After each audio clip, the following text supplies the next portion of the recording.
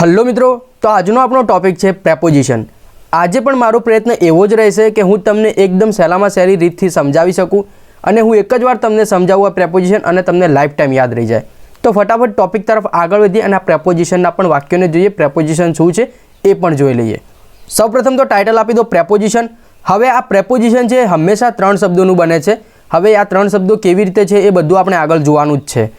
હવે હું એક કોષ્ટક આપું છું, એ કોષ્ટકને તમારે લખવાનું છે અને હું તમને સમજાવી પણ દઉં છું। હવે અહીંયા તમે જોતા હશો કે 3 + 4, તો આ શું છે? આ જો તમને યાદ હોય તો આપણા ડે 2માં ચાલેલો 4 કોષ્ટકો, એમાં 3 નંબરનું કોષ્ટક અને 4 નંબરનું કોષ્ટક। જો તમે આ વિડીયો જોઈ રહ્યા છો તો એનો મતલબ તો એવો જ થાય છે કે તમને આગળના ચારેય કોષ્ટક આવડે છે, એટલે મારે તમને ફરીથી કહેવાની જરૂર નથી કે ત્રીજા કોષ્ટકમાં શું આવે છે અને ચોથા કોષ્ટકમાં શું આવે છે। જો તમે ભૂલી ગયા હોય તો એકવાર રિવિઝન કરી દેજો કે ત્રીજા કોષ્ટકમાં શું આવે છે અને ચોથા કોષ્ટકમાં શું આવે છે। ત્યાર પછી તમારું જે બીજા નંબરનું કોષ્ટક હતું ઇઝ, વોઝ, વિલ બી અને બહુવચન હોય તો આર, વર, વિલ બી। હવે તમે છેલ્લે જોતા હશો under, in, on, near, beside, behind, in front of, તો આ બધું શું છે? આ છે તમારા પ્રેપોઝિશન। આ બધા છે તમારા પ્રેપોઝિશન। આ જેટલા પણ ત્રીજા કોષ્ટકના છે બધા તમારા શું છે? પ્રેપોઝિશન છે। એનું ઉચ્ચારણ શું થાય છે ઇંગ્લિશમાં એ પણ મેં તમને લખી આપ્યું છે અને એનો ગુજરાતી અર્થ શું થાય છે એ પણ મેં તમને લખી આપ્યો છે। તો આ કોષ્ટક તમારે આવી રીતે લખી જ દેવાનું છે। હવે અહીંયા જો હું તમને એક વાક્ય બનાવીને બતાવું તો વાક્ય છે a car is near the factory. અ તમારા ત્રીજા કોષ્ટકમાંથી, કાર તમારા ચોથા કોષ્ટકમાંથી, ઇઝ તમારું દેખાતું જશે તમને કે is, was, will be, are, were, will be, એમાંથી ઇઝ લીધું છે આપણે। ઉપરનું ઇઝ, વોઝ, વિલ બી આ ત્રણેયમાંથી જ એક લઈ શકીએ, નીચેનું આર, વર ના લઈ શકીએ। કેમ? તો કે કાર લખ્યું છે, જો કાર શોધ તો પછી તમારે આર કાં તો પછી વર કાં તો પછી વિલ બી આ ત્રણેયમાંથી તમે કોઈ પણ એક લઈ શકતા હતા, પણ કાર છે એટલા માટે થઈને આર, વર તો નહીં જ આવે, તો ઇઝ। ત્યાર પછી પ્રેપોઝિશન। પ્રેપોઝિશન હંમેશા કેટલા શબ્દોનું હોય? 3 શબ્દોનું હોય, તો નિયર ધ ફેક્ટરી આ તમારું પ્રેપોઝિશન થઈ ગયું। ડરવાની જરૂર નથી આ વાક્ય જોઈને, હું તમને ડિટેલમાં પ્રેપોઝિશન શીખવાડવાનો જ છું। આપણે ફટાફટ એ તરફ જ આગળ વધવાના છીએ।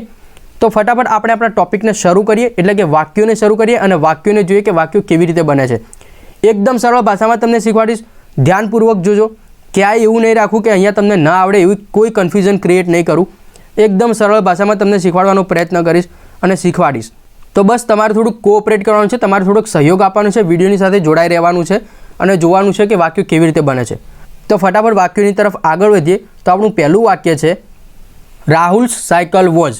રાહુલ્સ તમારો ત્રીજો કોઠો, સાયકલ તમારો ચોથો કોઠો, વોઝ તો ઇઝ, વોઝ, વિલ બીમાંથી વોઝ લીધું।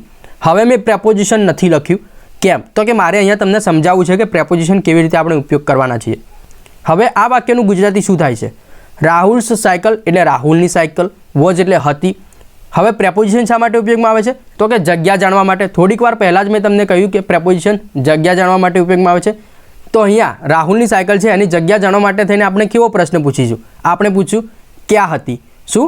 વોઝ છે એટલા માટે શું પૂછીશું? ક્યાં હતી? રાહુલની સાયકલ ક્યાં હતી ભાઈ? અમને જણાવો ક્યાં હતી? તો પ્રશ્ન તમારે પૂછવાનો છે ક્યાં હતી। આવી રીતે જ તમારે કામ કરવાનું છે। ક્યાં હતી તમે પ્રશ્ન પૂછો। હવે આપણી જોડે પ્રેપોઝિશન છે, બરાબર। અહીંયા હું તમને એક શોર્ટ નોટ આપી દઉં છું પ્રેપોઝિશનની, 2-3 પ્રેપોઝિશન જ બતાવીશ, કેમ કે તમારે પ્રેપોઝિશન યાદ રાખવાના છે। દર વખતે હું જો તમને પ્રેપોઝિશન બતાવતો રહીશ તો પછી તમે પ્રેપોઝિશનને તૈયાર ક્યારે કરશો? તો અહીંયા બસ 2-3 પ્રેપોઝિશન બતાવું છું, એ જોઈ લો જેથી કરીને તમને યાદ આવી જાય કે હા આ પ્રેપોઝિશન અમે થોડી વાર પહેલાં ભણ્યા છીએ। તો એ પ્રેપોઝિશન છે ઇન, ઓન, અંડર, બાકીના મેં નથી લખ્યા, કેમ કે તમારે જાતે તૈયાર કરવાના છે। તો હવે આપણા ટોપિક પર આવીએ। શું પ્રશ્ન પૂછવાનો છે? ક્યાં હતી, બરાબર। હવે આપણે પ્રશ્ન પૂછ્યો ક્યાં હતી, તો જવાબ પણ તો જોઈશે ને। તો જવાબમાં કેવું આવી શકે છે? તમે તમારા મગજમાં વિચારશો તો તમારા ઘણા બધાના જવાબો અલગ અલગ હશે, તો હું એ બધી ટાઈપના જવાબો તમને લખી આપું છું। ક્યાં હતી તો સમજો, કોઈક એવું કહેશે કે ગેરેજમાં હતી, કોઈક એવું કહેશે કે રોડ ઉપર હતી, કોઈક એવું કહેશે કે ઝાડ પાછળ હતી, કોઈક એવું કહેશે કે ઝાડની નીચે હતી, કોઈક એવું કહેશે કે ઘર પાછળ હતી, બરાબર। તો બધાના જવાબો અલગ અલગ હોઈ શકે છે, તો એ પ્રમાણે આપણે એ જવાબોને લખીએ।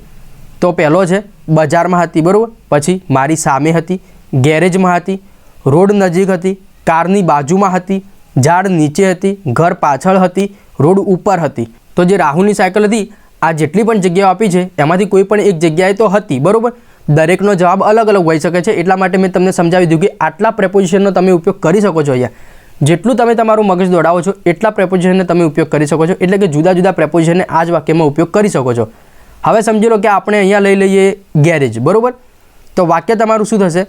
Rahul's cycle was in a garage. Preposition કેટલા અક્ષરનું? 3 અક્ષરનું। ઇન એટલે માં, ગેરેજમાં, તો માં એટલે ઇન આવી ગયું। હવે ગેરેજ, તો ગેરેજ તો લખી દીધું. હવે નિયમ, પ્રેપોઝિશન કેટલા શબ્દોનું હોય? 3 શબ્દોનું હોય. તો ઇન અને ગેરેજ એના વચ્ચે તમારે કંઈક મૂકવું પડશે. તો એ મૂકી દીધો, કાં તો પછી ધ મૂકી દો, વાક્ય સાચું જ રહેશે. ઇન અ ગેરેજ એ તમારું એક વાક્ય થઈ ગયું. તો વાક્ય થશે Rahul's cycle was in a garage. એટલે રાહુલની સાયકલ હતી, ક્યાં હતી? ગેરેજમાં. તો રાહુલની સાયકલ ગેરેજમાં હતી. ગુજરાતી શું થાય? રાહુલની સાયકલ ગેરેજમાં હતી. તમારે આવી રીતે જ વાક્યો બનાવવાના છે. જો તમે આવી રીતે વાક્યો બનાવશો તો તમે ફટાફટ પ્રેપોઝિશનને શીખશો. આ એકદમ પ્રૂવન મેથડ છે, એટલે કે આ મેથડ મેં એપ્લાય કરેલી છે છોકરાઓ ઉપર, અને એ લોકો આવી રીતે વાક્યો બનાવી પણ શકે છે. એમને આ રીતે સરળતા પડે છે વાક્યો બનાવવામાં. એમને શું લાગે છે કે બસ અમે રમત રમી રહ્યા છીએ અને એ લોકો વાક્ય બનાવી દેતા હોય છે. જો તમે ડાયરેક્ટ બનાવવા જશો તો કન્ફ્યુઝ થઈ જશો. એવા છોકરાઓ કન્ફ્યુઝ થઈ જશે જેમને બિલકુલ ઇંગ્લિશ નથી આવડતું. હા, જેમને ઇંગ્લિશ થોડા ઘણું પણ આવડે છે એ તો ફટાફટ વાક્યો બનાવી દેશે. તો જેમને બિલકુલ ઇંગ્લિશ નથી આવડતું, જેમને એકદમ બેઝિક લેવલથી શીખી રહ્યા છે, એટલા માટે થઈને આ સિરીઝમાં જોડાયેલા છે, તો એ લોકોને તો હું જે કહું છું એ પ્રમાણે જ વાક્યને કરવાનું છે, એ પ્રમાણે જ વાક્યો બનાવવાના છે. તો આનું ગુજરાતી સૌપ્રથમ લખી દઈએ કે રાહુલની સાયકલ ગેરેજમાં હતી. બરાબર. ત્યાર પછી બીજું વાક્ય જોઈએ, Mehul's father watch will be, એટલે કે મેહુલના ફાધરની ઘડિયાળ વિલ બી એટલે હશે. હવે ક્યાં હશે? તો અંડર ધ ટેબલ, એટલે ટેબલની નીચે હશે. બરાબર. પડી ગઈ હોય તો ટેબલની નીચે પણ હોઈ શકે છે.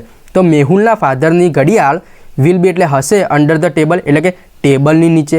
તો મેહુલના ફાધરની ઘડિયાળ ટેબલ નીચે હશે. શું? મેહુલના ફાધરની ઘડિયાળ ટેબલ નીચે હશે. એનું ગુજરાતી એવું થાય. બરાબર. અહીંયા પણ તમારે પ્રશ્ન તો પૂછવાનો જ છે કે ક્યાં હતી, એના પરથી જ તમારે જવાબ લખવાનો છે પ્રેપોઝિશનનો. જો એવું તમે કરશો તો તમને ઘણા બધા પ્રેપોઝિશન મગજમાં યાદ આવશે. તમને બધા પ્રેપોઝિશન ફટાફટ યાદ આવવા લાગશે કે આ પ્રેપોઝિશન આવી શકે છે, આ આવી શકે છે. તો એવી રીતને જ ફોલો કરો જેથી કરીને તમને ફાયદો રહે, તમને ફટાફટ આવડે. તો હવે આપણે આપણા આગળના વાક્યો જોઈએ. તો વાક્ય છે there books are on the table. There books એટલે તેમની બુકો, આર એટલે છે, ક્યાં છે? તો કે ઓન ધ ટેબલ, ટેબલ ઉપર છે. તો ગુજરાતી શું થશે? તેમની પુસ્તકો ટેબલ પર છે, કાં તો પછી તેમના પુસ્તકો ટેબલ પર છે. હવે બીજું વાક્ય જોઈએ. તો વાક્ય છે the car will B in front of the alpha mall. The car ત્રીજો ચોથો કોઠો, વિલ બી એટલે હશે. તો ધ કાર વિલ બી એટલે કાર હશે. ઇન ફ્રન્ટ ઓફ એટલે ની સામે, સામે તો સામે હશે. હવે કોની સામે હશે? બરાબર. કાર પહેલાં તો ક્યાં હશે? તો જવાબ આવ્યો ઇન ફ્રન્ટ ઓફ, એટલે કે સામે હશે. બરાબર. હવે સામે હશે પણ કોની સામે હશે? ક્યાં હશે એમ? તો કોની સામે છે? તો કે લખ્યું ધ આલ્ફા મોલ, આલ્ફા મોલની સામે છે. તો ગુજરાતી શું થાય? ધ કાર એટલે કાર, વિલ બી એટલે હશે, in front of the alpha mall એટલે આલ્ફા મોલની સામે. તો કાર આલ્ફા મોલની સામે હશે. શું? કાર આલ્ફા મોલની સામે હશે. તમારે પ્રશ્ન પૂછવાનો જ છે ક્યાં હશે, અને ક્યાં હશે એના પરથી જ લખ્યું છે in front of the alpha mall. ક્યાં હશેમાં તમે એવું પણ તો લખી શકો છો કે રોડ ઉપર હશે. તો વાક્ય શું થોત? The car will be on the road. બરાબર. ઉપર માટે ઓન આવે એટલા માટે ઓન ધ રોડ. આ તો તમને ફટાફટ આવડી જશે જ્યારે તમે ટેબલ તૈયાર કરશો ને કે આટલા પ્રેપોઝિશન છે, આ ફટાફટ તૈયાર કરવાના છે, તો તમને આવડી જ જશે. આમ તો પ્રેપોઝિશન ઘણા બધા છે પણ આપણે એ બધા અત્યારે નથી જોવાના. આપણે ઇંગ્લિશ શીખવાનું છે. ઇંગ્લિશને કોમ્પ્લિકેટેડ, એ અઘરું નથી બનાવવાનું. આપણે સરળ ભાષામાં સરળ રીતે શીખવાનું છે. તો આપણે થોડાક પ્રેપોઝિશન શીખીશું. અત્યારે તો માત્ર આટલા જ પ્રેપોઝિશન શીખીશું. આ સિરીઝમાં આનાથી વધારે એક પણ પ્રેપોઝિશન નહીં ચાલે. અને તમારે બીજા પ્રેપોઝિશન અત્યારે કરવાના પણ નથી. એ સમય રહેતા આપણે શીખી જ લેવાના છીએ. બરાબર. તો તમારે ડરવાની જરૂર નથી કે બીજા પ્રેપોઝિશન અમને નહીં શીખવાડવામાં આવે. શીખવાડીશું પણ સમય રહેતા. તો બસ અત્યારે તો આટલા જ પ્રેપોઝિશન કરવાના છે. તો આનું ગુજરાતી લખી દો, કાર આલ્ફા મોલની સામે હશે. હવે મિત્રો તમારે આ ટોપિકને તમારા ચોપડામાં લખવાનો છે. આ બધા જ વાક્યોને તમારા ચોપડામાં લખી દેવાના છે. જે પ્રમાણે મેં કહ્યું એ પ્રમાણે વાક્યો બનાવવાના છે. ત્યાર પછી કમેન્ટમાં લખવાના છે. હવે અહીંયા એક પ્રોબ્લેમ થાય છે કે તમે વાક્યોને બનાવતા જ નથી અને કમેન્ટમાં લખતા જ નથી. તો આ વખતે હું તમને વાક્યો થોડાક આપું છું, 5 વાક્યો આપું છું. એ તમારે જાતે બનાવવાના છે. ત્યાર પછી વિડીયોની કમેન્ટમાં લખવાના છે, જે હું તમને ચેક કરી આપીશ તમારા વાક્યો સાચા છે કે ખોટા છે. તો એ આ 5 વાક્યો છે એ જોઈ લો કે મારી પેન તારી બેગમાં હતી, તેની બુક ટેબલ ઉપર હશે, અમારી નિશાળ રોડની નજીક છે, કાર બસની પાછળ હતી, તેનું ઘર મારા ઘરની નજીક છે. તો આ 5 વાક્યો છે. આ 5ને તમારે જાતે બનાવવાના છે. ત્યાર પછી વિડીયોની કમેન્ટમાં લખવાના છે, જે હું તમને ચેક કરી આપીશ તમારા વાક્યો સાચા છે કે ખોટા છે.